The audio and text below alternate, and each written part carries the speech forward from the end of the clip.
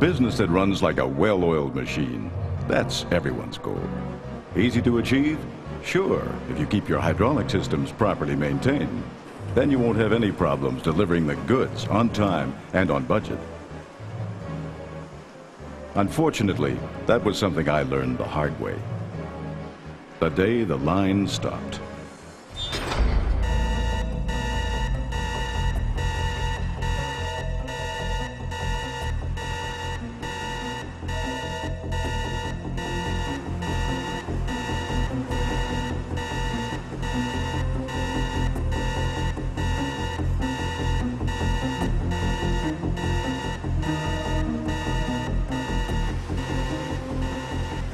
It happened so fast, we weren't prepared for it, although we should have been.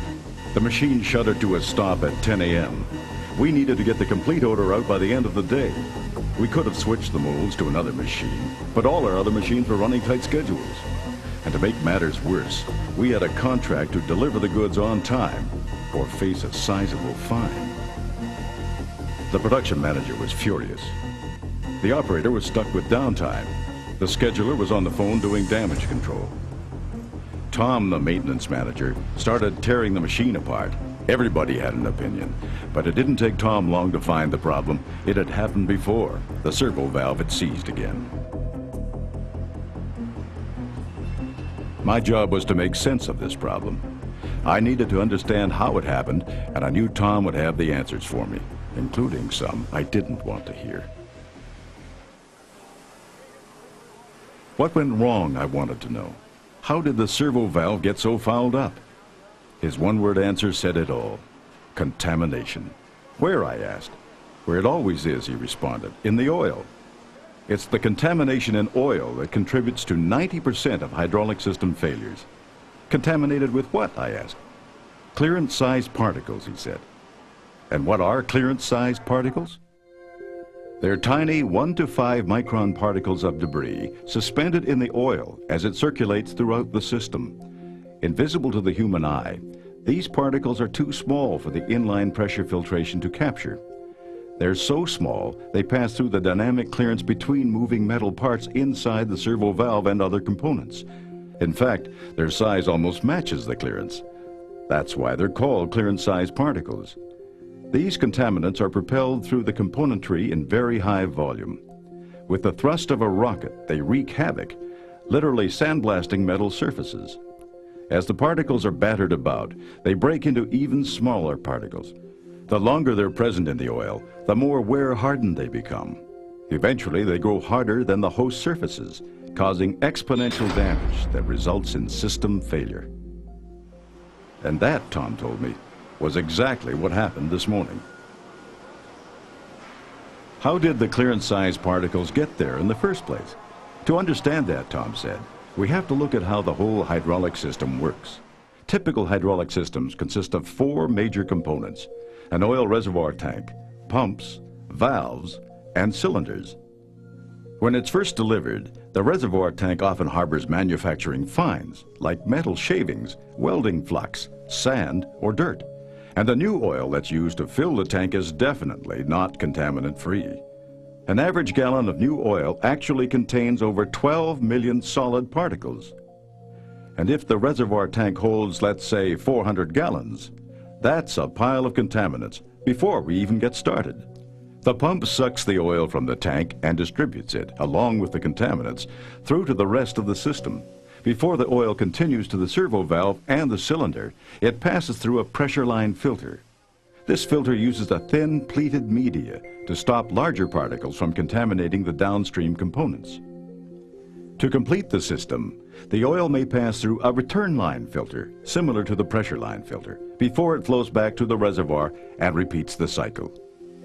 So you can see that contaminants are always going to flow through the hydraulic system unless we do something to stop them. But isn't that why we have the pressure line and return line filters, I asked? Aren't they enough? The simple answer is years ago they may have been, Tom replied. Today, they're not. Our pumps, valves, and cylinders have exceptionally tight tolerances, and that means clearance-sized particles can do a lot of damage to them. Pressure line and return line filters simply can't capture these tiny contaminants, and that's by design. Pleated media filters are engineered to handle a large volume of oil at high pressure.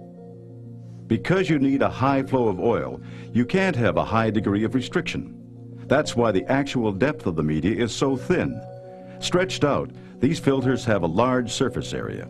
That's what allows so much oil to pass through. But only the large-size contaminants are captured.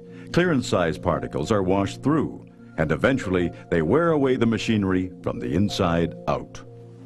Okay, I understand the problem, I said. Now what's the solution?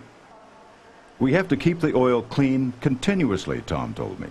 And there's only one way to do that, with bypass oil purification from RRR. Last year, Tom had installed RRR's bypass oil purification system on one of our machines. The results were beyond his expectations. Oil that was 100 times cleaner than any other machine in the plant. 3 months ago, he put a proposal on the purchasing manager's desk requesting more units. Unfortunately, with the confusion of other pressing matters, the report was overlooked. Bypass oil purification could have prevented today's disaster. Remember, 90% of failures in hydraulic systems are directly related to contaminated oil. Now I was all ears. How does bypass oil purification work, I asked. First, Tom gave me an overview. Through a T-tap, some oil is diverted from the high-pressure side of the hydraulic system, usually directly after the pump, to the housing of RRR's bypass oil purification canister. The oil enters the canister on the inlet side of the housing, where a pressure-compensating flow control valve reduces the high-pressure flow of oil to low pressure. At this point, a small amount of oil travels up the center core and down through the element where contaminants are captured, solids as well as moisture. RRR's high-density oil purification element captures clearance-size particles to less than 1 micron. That's the size of a bacteria cell. The purified oil then returns to the reservoir tank. RRR produces oil that's cleaner than the specs for the space shuttle. Now I wanted to know what made the RRR element so special. Tom explained. The element uses a unique 3-stage tapered pore media design that acts like a funnel. Stage 1 provides surface filtration. Its larger pores are designed to capture contaminants in the 10 to 30 micron size range. These are particles we can actually see with decent magnification, so there's an added bonus. We can use this stage as an analytical tool. For example, if there's a lot of steel fragments caught in the top of the filter, it's reasonable to assume there might be metal wear in the system. Rubber debris may indicate seal problems. If this stage had a finer filtration, it would quickly block up with contaminants. Instead, smaller particles can pass through from the top of the tapered pore to the second and third stages as the pores grow progressively more dense. Stage 2, the upper section, captures smaller contaminants as the pores become smaller. And Stage 3, the pressurized lower section, captures submicron contaminants in its densely compressed fibers. I was concerned about how often we'd have to change elements and how long we'd be shut down during the process. RRR has that covered, Tom assured me, as he broke the vacuum seal on a new replacement filter.